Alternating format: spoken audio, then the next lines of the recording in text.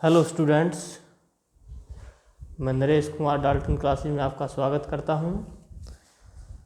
Dear students, last time हमने acid base उसकी कुछ रिएक्शंस करी थी। आज हम नेक्स्ट टॉपिक स्टार्ट करते हैं, पीएच स्केल। तो पीएच स्केल क्या होता है? कोई भी सब्सटेंस कितना एसिडिक है या कितना बेसिक है, उसकी स्ट्रेंथ कितनी है, उसको हम किसके द्वारा मेजर कर सकते हैं? पीएच स्केल से। देखिए ध्यान से, pH scale. PH mean power of hydrogen ions. Power of hydrogen ions. ये जो पावर वर्ड है ये पोटेंस से निकला है। किससे निकला है? पोटेंस से। पोटेंस जो है वो जर्मन वर्ड है और उसका मतलब पोटेंस मीन क्या होता है? पावर, यानी power of hydrogen ions. Hydrogen ions की पावर को डिफाइन करता है एक प्रकार से पीएच स्केल। ठीक है, इसकी डेफिनेशन कैसे देंगे? A scale for measuring hydrogen ion concentration in A solution. एक स्केल, एक पैमाना जो हाइड्रोजन आयन की कंसंट्रेशन को मापता है एक सॉल्यूशन के अंदर। किसी सॉल्यूशन में हाइड्रोजन आयंस की कंसंट्रेशन कितनी है वो मापने का काम कौन करेगा? PH scale. ठीक है, अब जो पीएच स्केल है इसके ऊपर 0 से 14 तक जो नंबर हैं वो इंडिकेट होते हैं। अब जो भी सॉल्यूशन हमने लिया और उसकी पीएच वैल्यू यदि 0 से 7 के बीच में आती है, पीएच वैल्यू अगर उसकी 0 से 7 के बीच में आती है तो वो सॉल्यूशन क्या होता है? एसिडिक। यदि उसकी पीएच वैल्यू 7 से 14 के बीच में आती है तो वो सॉल्यूशन क्या होता है? बेसिक। वो सॉल्यूशन क्या होता है? बेसिक। यदि उस सब्सटेंस की या सॉल्यूशन की पीएच वैल्यू 7 आती है तो वो क्या होता है? न्यूट्रल। क्या होता है? न्यूट्रल। ये आपको याद रखना है। ठीक है, अब इसके अंदर जो एसिड होते हैं उनकी पीएच वैल्यू किसके बीच में आएगी? 0 से 7 के बीच में। अब ध्यान से देखिए, 0 से 7 के बीच में यहाँ पर 0 पर हाइड्रोजन आयन की कंसंट्रेशन आपको मैक्सिमम नजर आ रही है। ठीक है, और ये कंसंट्रेशन हाइड्रोजन आयन की धीरे धीरे कम होती जा रही है। इस प्रकार यहाँ पर बिल्कुल कम हो जाएगी 14 के ऊपर। 14 के ऊपर हाइड्रोजन आयंस की कंसंट्रेशन कम हो जाएगी, लेकिन किसकी बढ़ जाएगी? OH नेगेटिव आयंस की। तो OH नेगेटिव आयंस की कंसंट्रेशन ज़्यादा होगी। OH नेगेटिव आयंस कौन देते हैं? बेस देते हैं। तो OH नेगेटिव आयंस की कंसंट्रेशन यहाँ पर ज़्यादा होगी तो यहाँ पर सॉल्यूशन क्या हो जाएगा? बेसिक हो जाएगा। क्या हो जाएगा? बेसिक हो जाएगा। और जिसकी वैल्यू 14 पर आती है वो स्ट्रॉन्ग बेस होता है। ठीक है ना, और जिसकी वैल्यू, कोई भी सॉल्यूशन जिसकी वैल्यू 0 आती है वो स्ट्रॉन्ग एसिड होता है। 7 आती है सॉल्यूशन की वैल्यू तो वो न्यूट्रल होता है। ना तो एसिडिक होता है ना ही बेसिक होता है, क्योंकि यहाँ पर H पॉजिटिव और OH नेगेटिव आयंस की कंसंट्रेशन इक्वल होती है। इक्वल होती है, वो एक दूसरे को कैंसिल आउट कर देंगे, वाटर बन जाएगा। तो ना तो एसिडिक नेचर शो करेगा ना ही बेसिक नेचर शो करेगा। तो ये था ऑल ओवर पीएच स्केल के बारे में। उसके बाद यूनिवर्सल इंडिकेटर। देखिए यूनिवर्सल इंडिकेटर क्या होते हैं? हमने इंडिकेटर के बारे में पढ़ा कि इंडिकेटर 3 टाइप के होते हैं, नेचुरल, सिंथेटिक और ओल्फैक्टरी इंडिकेटर। लेकिन जो एक यूनिवर्सल इंडिकेटर सभी प्रकार के इंडिकेटर का एक मिक्सचर होता है, उसे यूनिवर्सल इंडिकेटर बोलते हैं। तो इसको डिफाइन कैसे कैसे करोगे? Mixture of several indicators make a universal indicator. Okay, a universal indicator show different colours at different hydrogen ion concentrations. यानी कि अलग अलग हाइड्रोजन आयन की कंसंट्रेशन पर अलग अलग कलर शो करेगा। कौन? Universal indicator. समझ में आई आपको बात? जैसे यहाँ पर कुछ कलर अलग होगा 0 पर, पीएच वैल्यू 1, 2, 3, 4, 5, 6 और 7, मतलब प्रत्येक पीएच वैल्यू पर उसका कलर चेंज होता जाएगा। ठीक है, तो इस प्रकार का इंडिकेटर जो अलग अलग पीएच वैल्यू पर अलग अलग कलर शो करता है उसे यूनिवर्सल इंडिकेटर बोलते हैं। ये काफ़ी सारे इंडिकेटर का एक मिक्सचर होता है, mixture of several indicators. Okay, clear है आपको ये बात? उसके बाद है plants and animals are pH sensitive. जो प्लांट्स और एनिमल्स होते हैं वो पीएच सेंसिटिव होते हैं। जैसे कुछ प्लांट हैं या कुछ एनिमल्स हैं, वो एक पीएच वैल्यू उनकी फिक्स होती है तभी वो सर्वाइव कर पाते हैं। जैसे हम हैं, हमारे जो ब्लड का पीएच मान होता है वो लगभग 7 से 7.5 इन बिटवीन, इसके बीच में ही होता है, ठीक है। यानी कि इसी पीएच स्केल पर हम सर्वाइव कर सकते हैं। अगर ये पीएच वैल्यू थोड़ी सी भी ऊपर और नीचे हो जाती है तो हमारी बॉडी के अंदर जो एंजाइम हैं वो मरने स्टार्ट हो जाएंगे, और जो बॉडी की जो प्रोसेस हैं वो धीरे धीरे धीमी होनी शुरू हो जाएंगी, और मतलब प्रोसेस बंद हो जाएंगी, यानी कि हम सर्वाइव नहीं कर पाएंगे। तो एक फिक्स पीएच वैल्यू पर ही कोई भी ऑर्गेनिज्म है या प्लांट है वो सर्वाइव करता है। तो जो प्लांट्स और एनिमल हैं वो पीएच के प्रति सेंसिटिव होते हैं, यानी कि पीएच वैल्यू के प्रति सेंसिटिव होते हैं। अगर पीएच वैल्यू चेंज हो गई तो उनके एंजाइम जो हैं वो डाई होने शुरू हो जाएंगे, मरने स्टार्ट हो जाएंगे, ठीक है ना, जिससे वो सर्वाइव नहीं कर पाएगा, ठीक है। अब जैसे वीनस है, वीनस जो प्लेनेट है इसका जो एटमॉस्फेयर है वो एसिडिक है, इसका जो एटमॉस्फेयर है वो क्या है, एसिडिक है।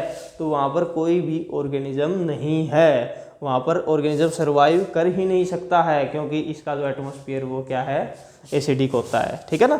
ये बात आपको याद रखनी है इसके अंदर, ठीक है।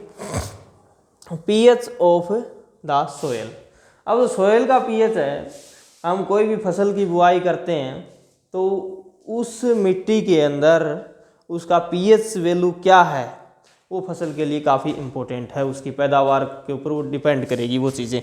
PH value of the soil, यदि सोयल ज़्यादा एसिडिक हो जाएगा, यदि मिट्टी सोयल ज़्यादा एसिडिक हो जाती है तो हम उसमें कैल्शियम ऑक्साइड ऐड करते हैं, कैल्शियम ऑक्साइड प्लस वाटर। हमने लास्ट लेक्चर में पढ़ा था, ये क्या बन जाएगा, कैल्शियम हाइड्रोक्साइड बन जाएगा। क्या बन जाएगा, कैल्शियम हाइड्रोक्साइड। इसे बोलते हैं चूने का पानी। ये चूने का पानी बेसिक नेचर का होता है। अगर मिट्टी क्या है, एसिडिक है, और अगर हम इसका छिड़काव कर देंगे मिट्टी के ऊपर चूने का पानी का, तो ये जो बेसिक नेचर है इसका वो एसिडिक नेचर को क्या कर देगा, न्यूट्रलाइज कर देगा, ठीक है। तो सोयल क्या हो जाएगी, फसल के लिए तैयार हो जाएगी, फिर हम उसके अंदर फसल की बुआई कर सकते हैं, ठीक है। तो ये बात आपको याद रखनी है। उसके बाद ये कुछ ऑर्गेनिक नेचुरली ओक्यूरिंग एसिड हैं जो नेचर में अपने आप ओकर्स होते हैं। कौन से एसिड, जैसे विनेगर। विनेगर एक सब्सटेंस है, इसको हिंदी में सिरका बोलते हैं। ये अचार के अंदर, पिकल्स के अंदर खटाई के रूप में यूज़ किया जाता है, ठीक है। विनेगर, सिरका, इसके अंदर कौन सा एसिड पाया जाता है, एसिटिक एसिड। कौन सा एसिड पाया जाता है, एसिटिक एसिड। तो ये एसिड्स के नाम आपको याद रखने हैं। ये कंपटीशन लेवल पर भी 100% एक क्वेश्चन इनमें से आता ही आता है, चाहे वो किसी प्रकार का एग्जाम क्यों ना हो। दूसरी बात, 10th क्लास के बोर्ड के अंदर भी ये क्वेश्चन पूछते ही पूछते हैं। तो विनेगर के अंदर कौन सा एसिड पाया जाता है, एसिटिक एसिड।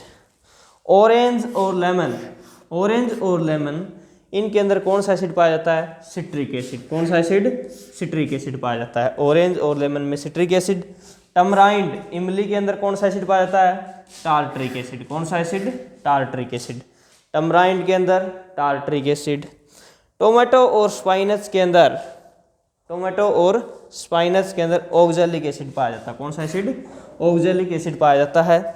श्योर मिल्क और कर्ड, श्योर मिल्क या कर्ड, इसमें लैक्टिक एसिड पाया जाता है। कौन सा एसिड पाया जाता है, लैक्टिक एसिड। आंट स्टिंग, जो चींटियां हैं उनके डंक में। बी स्टिंग, जो मधुमक्खियां हैं उनके डंक में। नेटल स्टिंग, एक नेटल जो होता है वो एक प्लांट होता है और उस प्लांट की लीव्स के ऊपर हेयर लाइक प्रोजेक्शन होती है, हेयर लाइक स्ट्रक्चर होते हैं।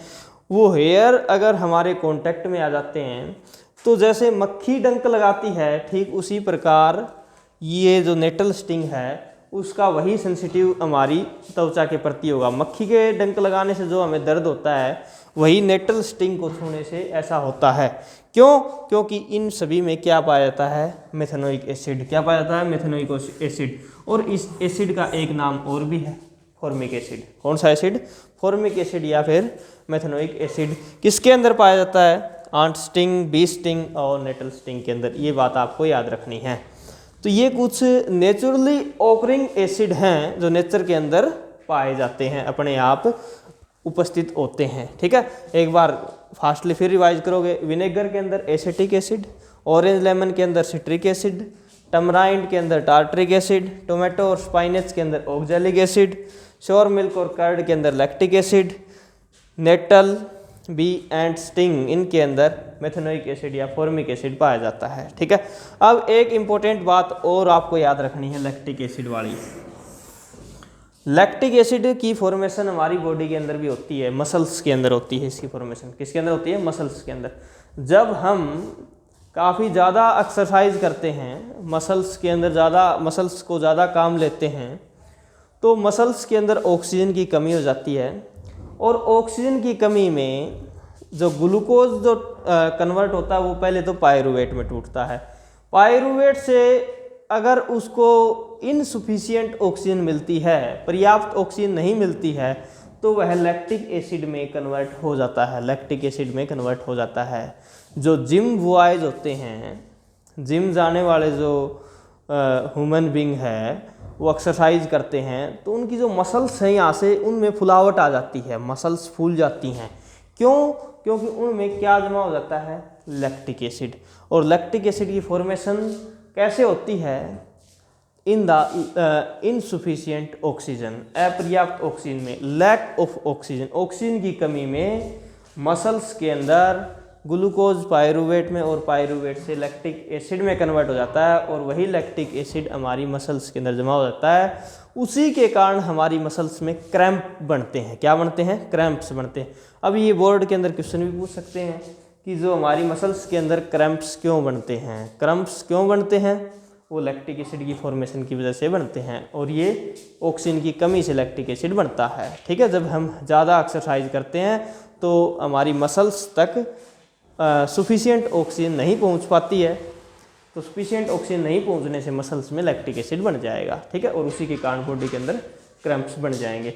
और यही एसिड किस में पाया जाता है? श्योर मिल्क और कर्ड के अंदर पाया जाता है। ठीक है ना, ये बात आपको याद रखनी है इनके अंदर। ठीक है, तो हम कर चुके हैं पीएच स्केल।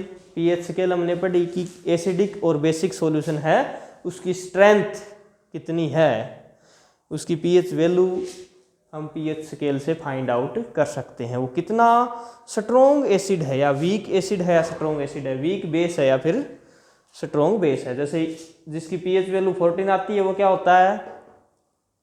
स्ट्रॉन्ग बेस, क्योंकि OH नेगेटिव आयन ज़्यादा है। जिसकी पीएच वैल्यू 0 आती है वो क्या होता है? Strong acid. ओके, जिस सॉल्यूशन की पीएच वैल्यू 7 आती है वो क्या होता है? न्यूट्रल। वो क्या होता है? न्यूट्रल। ओके, अगर 7 से थोड़ी कम हो, यहाँ पर आ जाए 6 के आसपास या 5 के आसपास, 5 या 6 के आसपास इसकी पीएच वैल्यू आती है, तो वो क्या होगा? एसिडिक होगा, लेकिन वो स्ट्रॉन्ग एसिडिक तो नहीं होगा ना, वो क्या होगा? Weak acid. क्या होगा? Weak acid.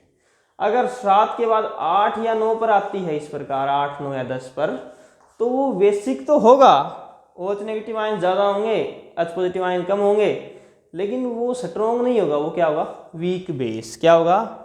8 और 9 या 10 उसकी पीएच वैल्यू आती है, तो वो क्या होता है? वीक बेस होता है। 4, 5, 6 अगर पीएच वैल्यू आती है तो वीक एसिड होता है। ठीक है ना, ये बात आपको याद रखनी है। ठीक है, अब कई बार क्वेश्चन पूछ लेते हैं एग्जाम में कि 1 मोल HCl की पीएच वैल्यू क्या होती है। अब HCl क्या होता है? Hydrochloric acid. Hydrochloric acid. अब 1 मोल किसको इंडिकेट करेगा? 1 मोल इंडिकेट करता है प्योर एसिड को, कंसंट्रेटेड एसिड को, और इसकी प्योर एसिड यानी कि स्ट्रॉन्ग एसिड। स्ट्रॉन्ग एसिड कहाँ पर होता है? जिसकी पीएच वैल्यू क्या होती है? 0 होती है। ठीक है, 1 मोल NaOH, ये भी पूछ लेते हैं कई बार। NaOH क्या होता है? बेस होता है। और 1 मोल किसको इंडिकेट करता है? कि वो प्योर है, स्ट्रॉन्ग बेस है, तो इसकी पीएच वैल्यू पूछ लेंगे। इसकी पीएच वैल्यू क्या होती है? NaOH बेस है, स्ट्रॉन्ग बेस कहाँ होता है? 14 पर, तो 1 मोल NaOH की पीएच वैल्यू क्या होती है? 14, और 1 मोल HCl की पीएच वैल्यू क्या होती है? 0। इस प्रकार। ठीक है, हमारे ब्लड का पीएच मान क्या होता है? हमारे ब्लड का पीएच मान 7 से थोड़ा ज़्यादा होता है। ठीक है ना। अल्केलाइन होता है हमारा ब्लड, क्या होता है, अल्केलाइन। ठीक है, अब अल्केलाइन भी बताएंगे, एक होता है बेस, दो टर्म आपको याद रखनी है, एक तो बेस, बेस तो हम पढ़ चुके हैं, ठीक है ना, bitter in taste give OH negative ions. ठीक है, एक होता है एल्कली।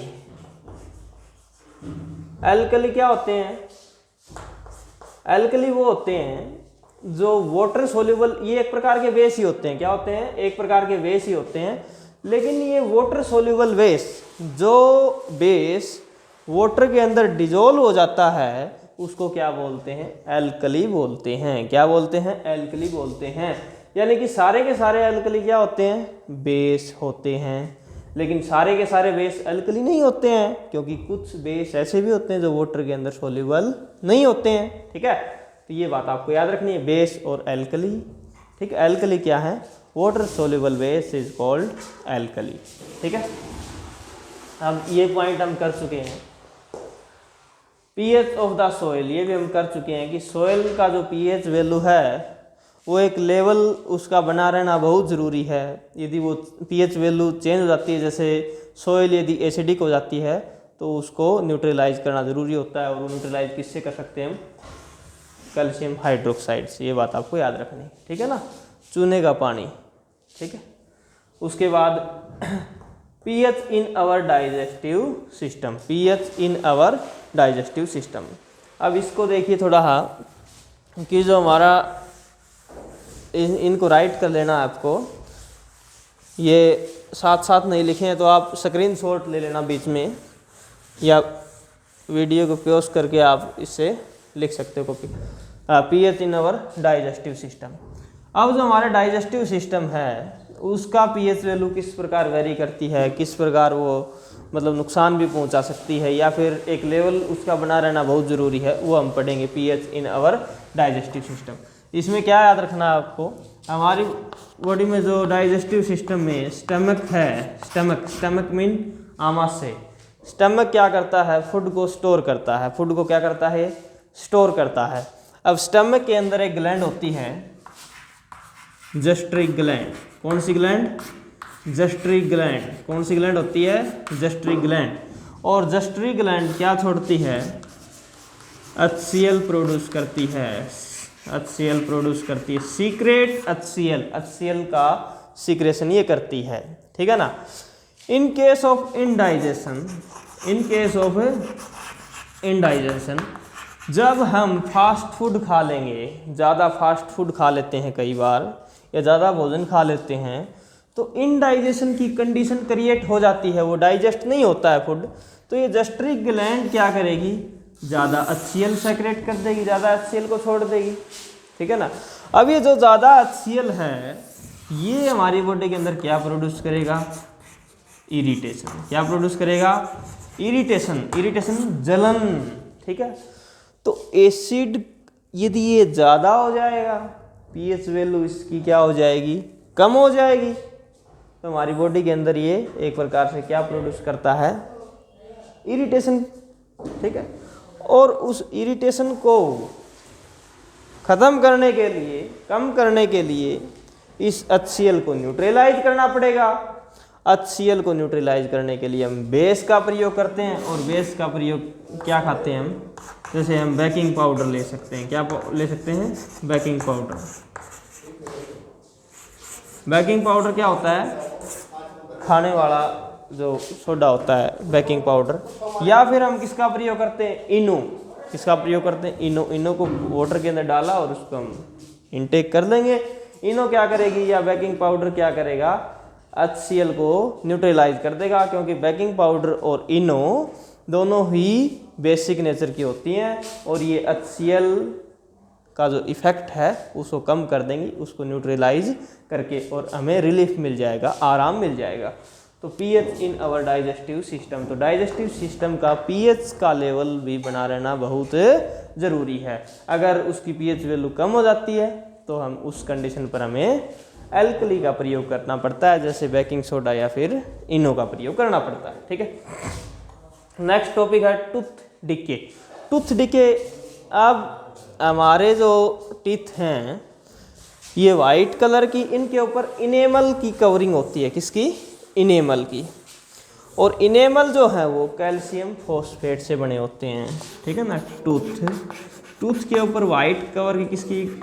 इनेमल की, ठीक है ना। और ये किससे बने होते हैं? कैल्शियम फॉस्फेट से, ठीक है, कैल्शियम फॉस्फेट से वाइट कवरिंग होती है।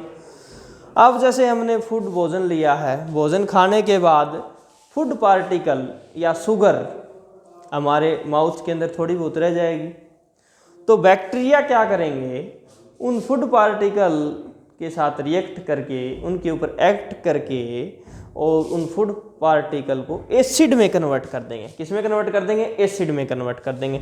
जब हमारे माउथ का पीएच मान 5.5 से लोअर आ जाता है, यानी कि 5.5 से कम हो जाता है पीएच मान किसका? माउथ का, तो ये जो कैल्शियम फॉस्फेट की जो हार्ड कवरिंग है, याद रखना, इनेमल बॉडी के अंदर सबसे हार्डेस्ट सब्सटेंस है, हार्डेस्ट सब्सटेंस जो कैल्शियम फॉस्फेट से बना होता है।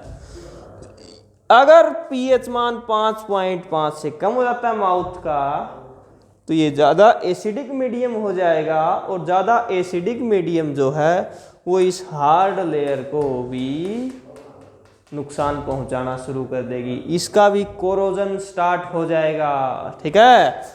कैल्शियम फॉस्फेट भी डिग्रेड होनी स्टार्ट हो जाएगी, जिससे दांत पीले पड़ने स्टार्ट हो जाएंगे, खराब होने स्टार्ट हो जाएंगे। तो इससे बचने के लिए हम किसका प्रयोग करते हैं? टूथपेस्ट। और टूथपेस्ट का नेचर कैसा होता है? एल्कली, एल्केलाइन, बेसिक, एल्केलाइन या बेसिक एक ही बात है। वाटर सोल्यूबल बेस को क्या बोलते हैं? एल्कली बोलते हैं। एल्केलाइन यानी कि इसका बेसिक नेचर होता है। टूथपेस्ट का यूज करेंगे जो बेसिक नेचर की होती है, ये एसिड को न्यूट्रलाइज कर देगी और माउथ के पीएच को कंट्रोल करेगी, ठीक है, जिससे हमारे टीथ क्या रहेंगे? सेफ रहेंगे, ठीक है, क्लियर है। उसके बाद है self defence by animals and plants. अब जो एनिमल और प्लांट हैं वो अपने आप की रक्षा कैसे करते हैं? Self defence. अब जैसे मक्खी है, हनी बी, शहद वाली जो मधुमक्खी है, ये स्टिंग लगाती है, डंक चुभोती है, तो काफ़ी ज़्यादा इरिटेशन होता है, हम उनके नज़दीक नहीं जा सकते, हमें डर लगता है, हम उनको नुकसान नहीं पहुंचा सकते। क्यों? क्योंकि इनके स्टिंग में कौन सा एसिड होता है? Methanoic acid. कौन सा एसिड होता है? अभी हमने थोड़ी देर पहले किया था, मिथेनोइक एसिड, या फिर इसको बोलते हैं फॉर्मिक एसिड, ठीक है। ये तो है एनिमल की बात, ठीक है।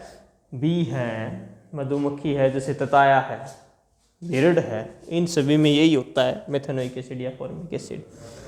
अगर हम बात करते हैं प्लांट की, तो प्लांट्स के बारे में भी हमने क्या पढ़ा था? जो नेटल प्लांट है, कौन सा प्लांट? नेटल प्लांट, उसके ऊपर हेयर लाइक प्रोजेक्शन होती हैं, जिन्हें नेटल स्टिंग बोलते हैं। स्टिंग हेयर जैसी प्रोजेक्शन होती हैं, हेयर होते हैं उनके लीव्स के ऊपर। अगर उनके कांटेक्ट में हम जाएंगे तो जो इरिटेशन बी स्टिंग के चुभने से होती है, वही किससे होगी? नेटल स्टिंग के चुभने से होती है। क्यों? क्योंकि नेटल स्टिंग में भी कौन सा एसिड होता है? मिथेनोइक एसिड या फॉर्मिक एसिड। तो प्लांट और एनिमल हैं, अपने आप को डिफेंस, अपने आप को बचाते हैं, ठीक है, एनिमल से, दुश्मनों से, एसिड का प्रयोग करके, ठीक है। अब नेचर प्रोवाइड न्यूट्रलाइजेशन। अब नेचर क्या प्रोवाइड करता है? न्यूट्रलाइजेशन। न्यूट्रलाइजेशन बिल्कुल इजी, कि प्लांट के अंदर नेचर ने एसिड दिया है, तो ऐसा भी कोई प्लांट होगा कि उसके आसपास जो बेसिक नेचर का होगा, वो कौन सा प्लांट होता है?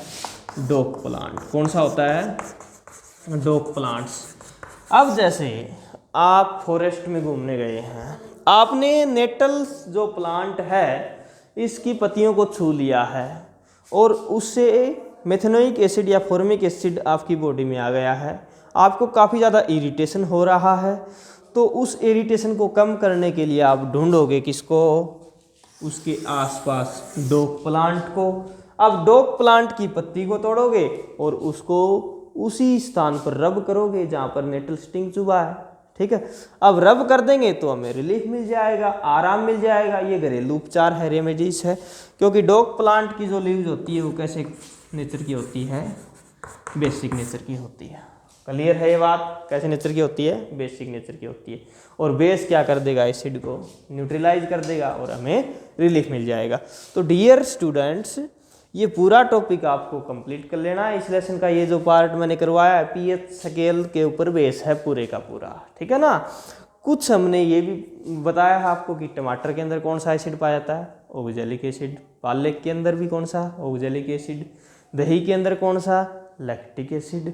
ये जो एसिड मैंने एक टेबल लिखवाई हुई है अभी थोड़ी देर पहले जो लिखी हुई थी यहाँ, वो आपको कंप्लीट लर्न कर लेनी है। यूनिवर्सल इंडिकेटर, पीएच स्केल, इन सभी की डेफिनेशन आपको लर्न कर लेनी है, ठीक है ना। और इनकी कंप्लीट एक्सप्लेनेशन आपको समझ के याद करनी है। तो डियर स्टूडेंट, किसी भी टॉपिक का आप रट्टाफिकेशन नहीं करोगे। अगर आपने समझ के याद किया तो वो पूरी उम्र भर आप उस बात को नहीं भूलोगे। हाँ, एक बार रट्टा मार के आप एग्जाम में नंबर ले सकते हो, लेकिन कंपटीशन में फाइट करने के लिए आपको अंडरस्टैंडिंग ज़रूरी है। तो डियर स्टूडेंट, कोई भी टॉपिक अगर आपका साइंस का, किसी भी क्लास का, 1 to फिजिक्स का कोई भी टॉपिक जिसमें आपको प्रॉब्लम हो तो आप कमेंट करिए।